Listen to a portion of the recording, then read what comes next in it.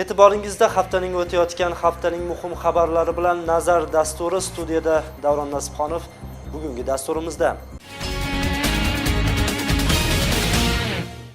Davlatlararo aviatsiya komiteti aviahalokat bo'yicha tekshiruvni yakunladi. Natijalar jamoatchilikka 6 oygacha e'lon qilinmasligi mumkin. Анын моделированиясын жасап атат. Aviahalokatdan jabrlanganlar uchun yig'ilgan 30 ming so'mning o'g'irlanishi tekshirilmoqda. Hozirda militsiya ilk o'g'rilik alomatlarini aniqlaganini bildirdi. Hozirgi кезде har qanday versiyaning ustida tergov to'g'ri ishlab жатат. Sizoqda yer ko'chki bo'lib, 2 uyni bosib qoldi. Hozirda ko'chki bo'lgan qishloqdan 24 kishi ko'chirildi. Davlatda 15-maydan boshlab analog teleefirlar to'xtatiladi. Davlat hududlari bunga to'la tayyormi? Малой мощности автоматический ретранслятор qo'yildi planda shuda. O'sh xalqaro aeroportida qora ro'yxatni aniqlash uchun haq olinmoqda. Biroq xizmat uchun talab qilingan 100 so'mning qonuniy ekani shubha tug'dirmoqda. Bu haftada Bishkekda samolyotning qulashini tekshirish ishlari yakunlandi. Biroq tegishli materiallar yig'ilgani bilan natijalar e'lon qilinmaydi. Davlatlararo aviatsiya komiteti aviahalokatni tekshirish 6 oy davom etishi mumkinligini bildirdi. DAK komissiyasi noto'g'ri olingan yo'nalish sababli ikkinchi marta qulagan deb avval aytilgan hukumatning taxminini rad qildi.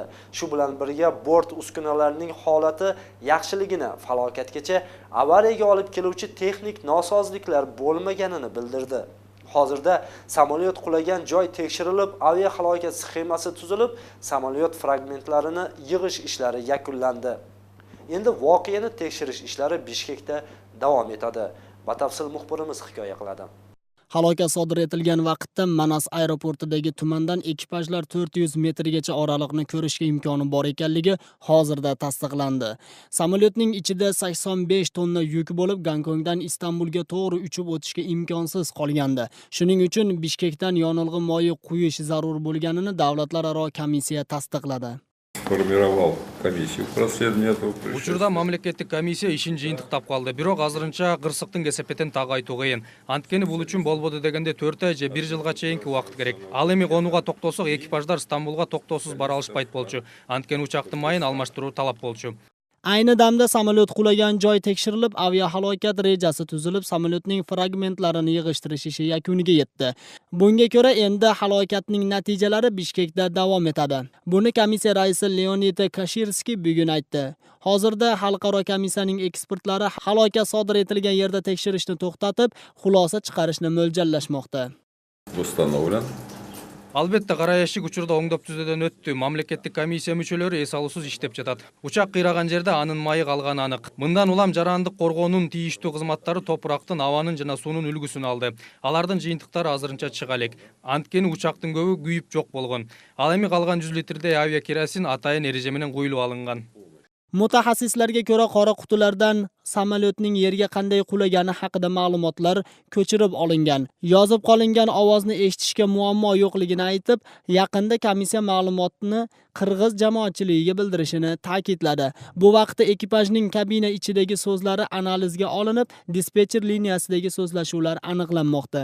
Qulagan samolyotning bo'laklarini olib borib, al yerda anın modelированиясын жасап атат. Bir gruppасы, ekінші gruppасы мамлекеттик ишканабыз бар, Кыргыз аэронавигация деген транспорт жана коммуникация министрлиги астындагы.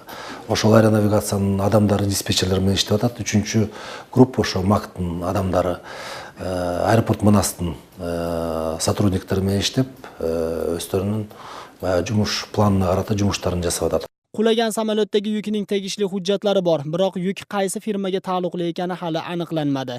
Bundan tashqari halokatdan vafot etgan fuqarolarga kompensatsiya to'lanishi kerak deydi mutaxassislar. Rahimjon Alijonov, Gulzara Bakayeva, Jenbek Sag'inaliyev, Intimaq. Bu orada qulagan samolyot keltirgan chiqim taxminan hisoblanib, zarar miqdori hozircha 186 million so'mni tashkil qilishi aytildi. Bu orada fojia oqibatlarini bartaraf qilish ishlari olib borilib, Qulagan samolyotning yonilg'isi to'kilgan joylarga qum, tosh sepib tozalandi. Halokat sababli oilasidan, turar joylardan ajraganlarga har tomonlama yordam berilishini prezident Almazbek Atambayev jabrlanuvchilar bilan uchrashgan vaqtda bildirdi. Hukumat rahbari So'ronbay Jeenbekov ham ota-onasi tug'ishganlaridan ajragan 2 bolani himoya qilish va asrab olish hujjatlarini to'ldirish bo'yicha alohida reja ishlab chiqilishini xabar qildi. Bu haqda qirg'izistonliklar jabrlanuvchilar uchun yordamlarini ayashmadi. Maxsus ochilgan hisobga o'tkazilgan pulning miqdori 33 million so'mga yetdi. Achinarlisi, Qorasuv rayonida aviahalokatda jabrlanganlar uchun yig'ilgan 30 ming so'm pul o'g'irlandi. O'sh oblast militsiyasi dastlabki o'g'irlik belgilari aniqlanganini bildirdi. Sababi madaniyat uyida pul saqlangan xonaning qulfi buzilib, oynalar singani tekshiruv vaqtida aniqlandi. Hozirda Sharq qishloq hukumatida sodir bo'lgan o'g'irlikni amalga oshirgan deb taxmin qilinmoqda. O'sh militsiyasi tergov natijasi chiqqandan to'liq ma'lumot beradi. Voqea va tergov to'g'risida navbatdagi lavhada ko'ring. O'g'irlik qishloqdagi madaniyat uyida sodir bo'lgan 21-yanvardan 22-siga o'tar kechasi noma'lum kishi yetakchining xonasi oynasini buzib kirib 31 ming so'mni va noutbukni olib chiqib ketgan. Biroq sirtdan kelganlarga hech bir o'g'irlik belgilari sezilmaydi. Bu madaniyat uyining 2-qavati, aniqroq aytganda o'g'irlik shu xonada bo'lgan. Bu xona esa madaniyat uyining direktori Umida Hakimovaning xonasi. Biroq bu eshik qulf, yetakchisidan esa 2 soatdan beri darak yo'q.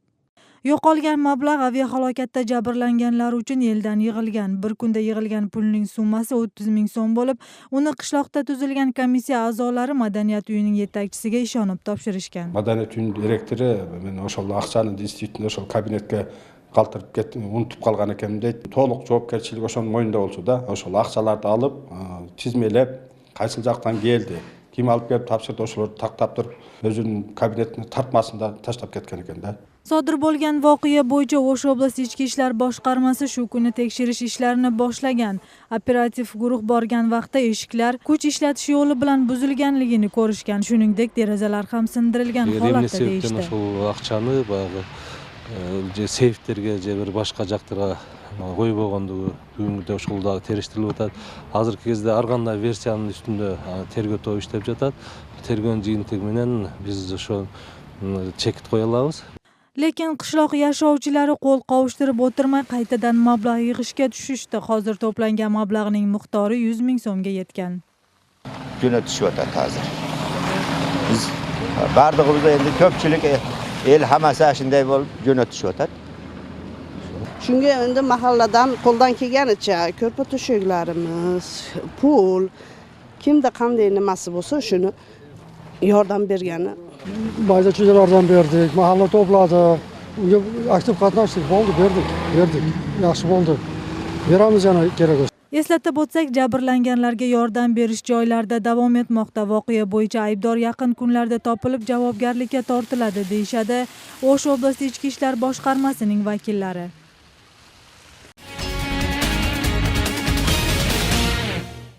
Batkendagi Qirg'iz-Tojik chegarasidagi Ko'ktosh qishlog'ida 22-yanvar kuni 2 millatning fuqarolari orasida kelishmovchilik bo'lgan.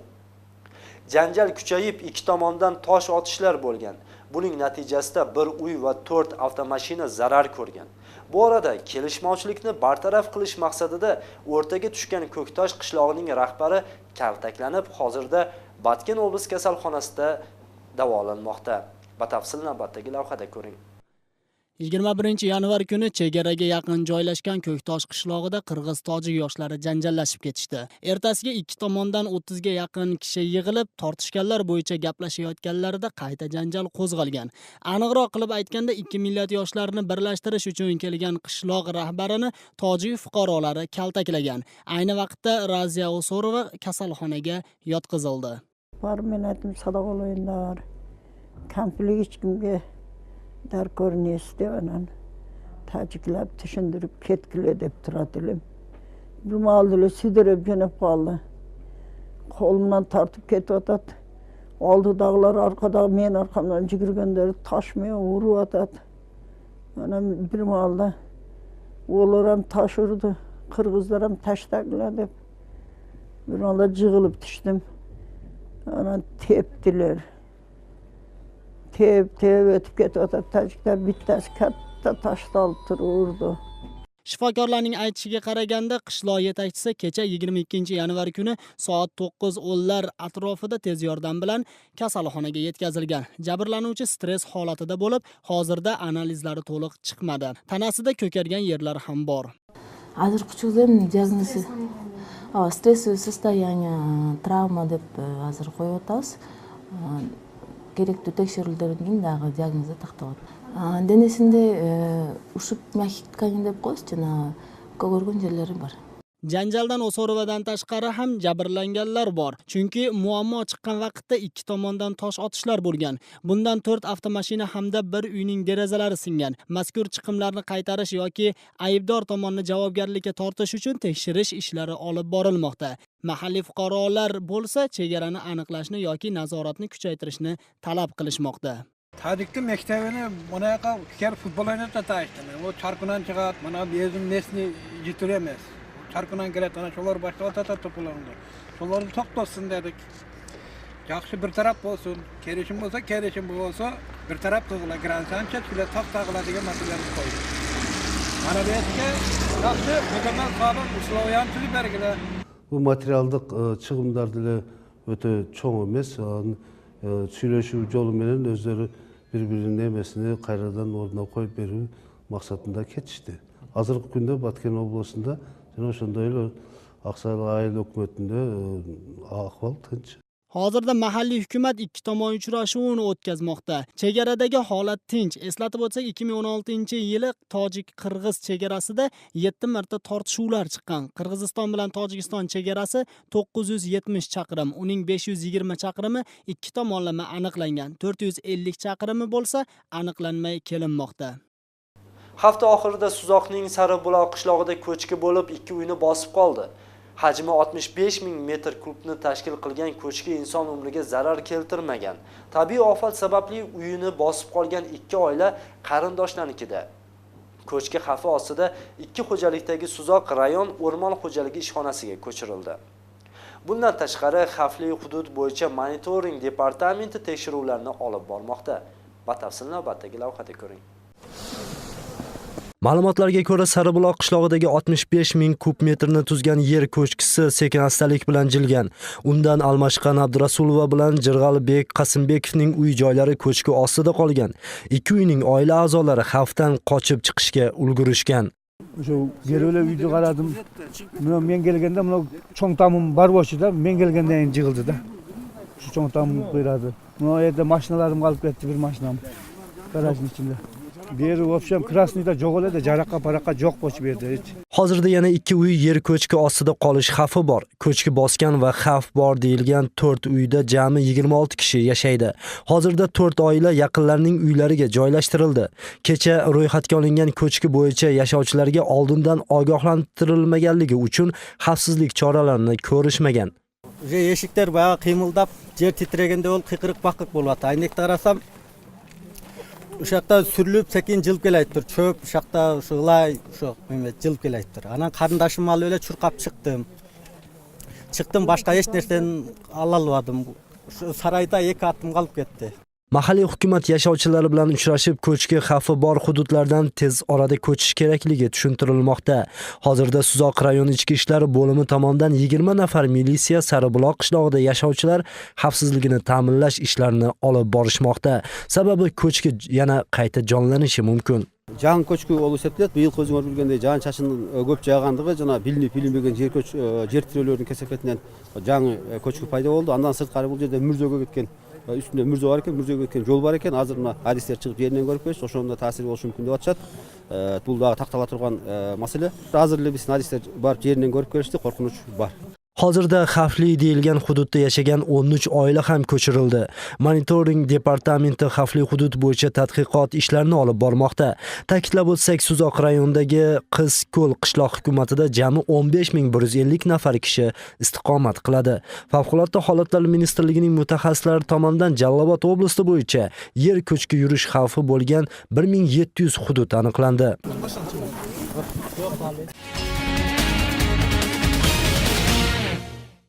O'lkada 15-maydan boshlab analog teledasturlar to'xtatiladi. Buning uchun respublikadagi 95% hudud raqamli ko'rsatuvlarga tutashtiriladi. Qolgan 5%ga signallar yetarli emas. Shu sababli ularda analoglar o'chirilmaydi, chunki bular tog'li hududlar. Bu haqda Madaniyat, ma'lumot va turizm ministrligidan xabar qilishdi. Hozirda o'lka hududidagi teleradio stansiyalari to'liq raqamliga tayyorligini bildirishgan. Ayni damda radio relay stansiyalarining janubdagi boshqarmasi ham to'lig'i bilan raqamli uzatishlarga tayyor. Batafsil muxbirimiz lavhasida ko'ring. Bu bo'limda o'lkaning janubidagi analog teledasturlar nazoratga olinadi. Bu yerda hozircha sobiq ittifoq davridagi uskunalar ham ishlamoqda. Ularni texnik tomondan nazorat qilishga Doniyor Rahmonov mas'ul. U har kuni Qirg'iziston janubiga analog efirlarning uzluksiz berilishini nazorat qiladi. O'shqa ketayotgan menerdi programmalarni ko'zamel qilamiz, qolganda analoglik, yaqinda mayda o'chadi degan programmalarni ko'zamel qilib turamiz. May oyidan boshlab analog uzatishlar to'xtatiladi. Shunda bu xonadagi apparatlar o'chib, Sanaribni beruvchi zamonaviy jihozlargina ishlaydi. Bu O'sh shahriga Sanarib signallarini yetkazuvchi zamonaviy apparat 2014-yili keltirilgan. Bunday jihozlardan O'sh oblasti bo'yicha yana 10 tasi ishlamoqda. Ular davlatga qarashli umumiy 31 kanalni Sanaribda ko'rsatadi. Sifraga o'tuvga texnik xarajatlar qo'yilgan. Bardigi bu berilib жатат. O'sh oblasында эми бардык аймактарын деп айтыш кыйын. Азыркы күндө чоң шаарлар жана көп калктын көп жайгашкан жерлери. Sanaribga o'tishning bosqichlariga ko'ra avval katta shaharlar hamda xalq zich joylashgan hududlar tutashtirilgan. Hozirda Qirg'izistonning 95% teleuzatishning zamonaviy turiga o'tgan. Qolgan 5% tog'li hudud bo'lgani bois Sanaribning signallari yetib kelmagan. O'shaning arasidan hozir 211 bunday Sanarib formatda малой мощности автоматический ретранслятор qo'yamiz deb planlashuvda. Анын графигин мамлекеттик атайын түзүлгөн мамлекеттик комиссия Sanarib форматка өтүүчүлүк көрсөтүүлөр комиссиясында бекилет. Bungacha Sanaribga ulangan texnikalarda muammolar paydo bo'lgan. Shuning uchun maxsus yo'nalish mutaxassislari xalqqa tushuntirish ishlarini olib borishgan. Hozir bo'lsa odamlar 1212 qisqa raqam orqali muammolarni aytishga imkoniyat yaratildi. 15-apreldan boshlab eng qiziqli programmada qara zastavkani qo'yib boshlaymiz. Teleko'rsatuvlar 15-mayda o'chadi.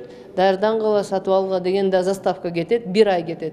Hozir Qirg'iziston hududida Sanarib yetkazuvchi umumiy 54 teleminoralar bor. Ularga umumiy 31 kanal tutashgan. Eslatib o'tsak, Qirg'iziston Sanarib uzatishga 2008-yildan boshlab o'ta boshlagan. 2014-yildan maxsus signal o'tkazuvchi stansiyalar qurilgan. Sanaribga o'tishning sababi matbuot xavfsizligini saqlash bo'lsa, rivojlangan mamlakatlarga qarab ma'lumotlarni zamon talabiga monand yetkazish ikkinchi qadamdir. Rahimjon Alijonov, Begimay Asanova, Azamjon Buzrikov, Intimaq. O'sh xalqaro aeroportida qora ro'yxatni aniqlash uchun haq olinmoqda. Tekshirilgani uchun 100 so'm to'laganlar bu vaqtgacha bepul olib borilar edi deb norozi bo'lishadi. Ko'pchiligi xizmatni pulli bo'lib qolganini tushunmay olingan pul noqonuniy deb o'ylashmoqda. Qora ro'yxatni aniqlagan xizmat yo'lovchilardan olingan mablag' ijara haqqi va elektr energiyasiga sarflanadi deb tushuntirishdi. Mazkur xizmat uchun haq chindan ham qonuniy olinmoqdami? Muxbirimiz bu savolning javobiga qiziqib ko'rgan. Rahmatullo Isoqov o'g'lini qora ro'yxatdan tekshirtirib ko'rish uchun pasportini olib kelgan. Lekin idora tashqarisidagi xizmat haqqi 100 so'm degan yozuvni ko'rib tekshirtirmay qaytdi. U bu vaqtgacha o'zini ham qora ro'yxatdan tekshirtirgan, ammo unda xizmat ko'rsatish bepul edi. Endi hayronman endi. O'zi shunaqa press-kuranti bo'lsa, o'sha olsa kerak-da. Bu bekor bo'lish kerak-da, tekshirish o'sha. Shu 50 so'm bo'lganda ham o'shanga davolim bo'lardik. 100 so'm qimmat endi. Mazkur kompaniya qora ro'yxatdan aniqlab berish uchun haq olishni o'tgan yilda boshlagan.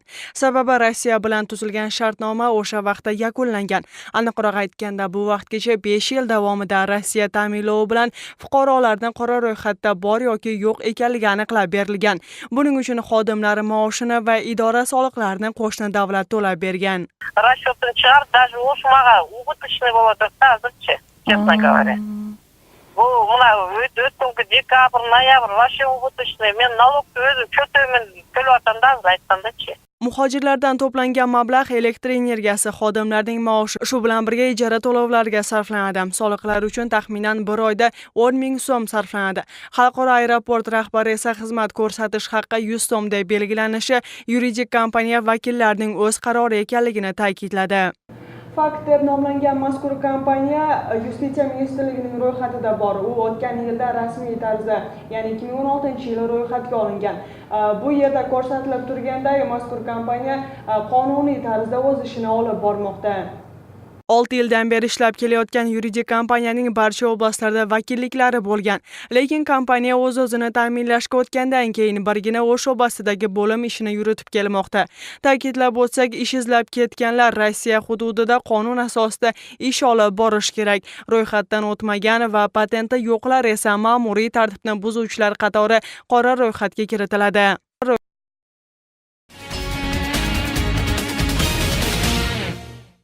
O'tgan haftada Italiyada yuz bergan zilzilada halok bo'lganlarning soni 29 ga yetdi. Qutqaruvchilar qor ko'chkisi bo'lgan hududda qidiruv ishlarini davom ettirishmoqda. Mutaxassislar ko'chki ostida qolgan mehmonxonadan 11 kishini tirik chiqarib olishganini xabar qilishdi. Ularning orasida yosh bolalar ham bor. Qutqaruvchilar endi qor ostidan odamlar tirik chiqishiga gumon qilishmoqda. Italiyada yer silkinishidan keyingi qutqaruv ishlari davom etyapti. Qor ko'chkisi yurgan tog'li hududdan halok bo'lganlarning soni 6 nafarni tashkil etdi. Shu bilan birga 9 kishini tashlandiqlar orasidan tirik holatda qutqarib qolishga yetishdi. Undan tashqari 23 kishi bedarak deb aytilyapti. Qutqaruv ishlariga yong'in o'chirish xodimlari va harbiy xizmatchilar ham jalb etildi. La valanga di fatto Ko'chki 400-500 metr aralıqda bütünдөй jağıp qalğan. Бұл жerdегі mehmonxona qarasında qaldı. Bilishimizcha, imoratning bir bölügi 15 metr aralıqqa çeyin sürülüp ketgan. Uchurda izlöv ishlari жүрүп жатат. Ko'chki ostida qolganlarni ko'pchiligini aloqa telefonlari orqali topishgan. Omon qolganlarning 4 nafari yosh bolalardir. Ayni damda ular shifokor kuzatuvida. İmaratın içinde jaşına turgan жерler көп eкен. Temirden, betondan kaptalgan burçlar var. Oşol жерlerge jaşıngan kişilerдің бактысы бар eкен desek болот. Aman kalışkan. Qutqaruvchilar çıgarıp alıştı. Azır Qırgızistan keyin jaş balalar menen süйлөшүп аларды öz көзөмөлүбүзгө алдык. Halokatdan jarohat olganlarning barchasi kasalxonaga yetkazildi. Shifokorlarning aytishicha, ularning ahvollari yaxshi. Ayni damda qutqaruvchilar qor ostida qoldi deyilgan kishilarni izlashyapti. Rossiya, Eron va Turkiya Suriyada o'q otmaslik shartnomasini nazorat qilgan 3 tomonlama mexanizm to'g'risida kelishdi. Ostonada yakunlangan 2 kunlik so'zlashuvlar natijasida 3 o'lka ham 8 fevralda Jenevada o'tkazish rejalashtirilayotgan tinchlik so'zlashuvlariga muxolifat vakillarini ham ishtirok etishini qo'llashdi. Yig'inga Birlashgan Millatlar Tashkilotining Suriya bo'yicha maxsus vakili ham ishtirok etdi. O'tgan sutkada Qozog'iston poytaxti Ostonada Suriyadagi yarashuvlar jarayoni bo'yicha so'zlashuvlar yakunlandi. Unga Suriya opozitsiyasi, Damas'tan vakillari, Eron, Rossiya va Turkiya hukumati ishtirok etishdi. Yig'ilishda Suriyadagi o'q otishlarni to'xtatish bo'yicha mexanizm haqida kelishildi. Buning uchun Ostonada fevral oyidan boshlab maxsus guruh ishga kirishmoqchi. Kelishuvlar 2 kunga davom etdi.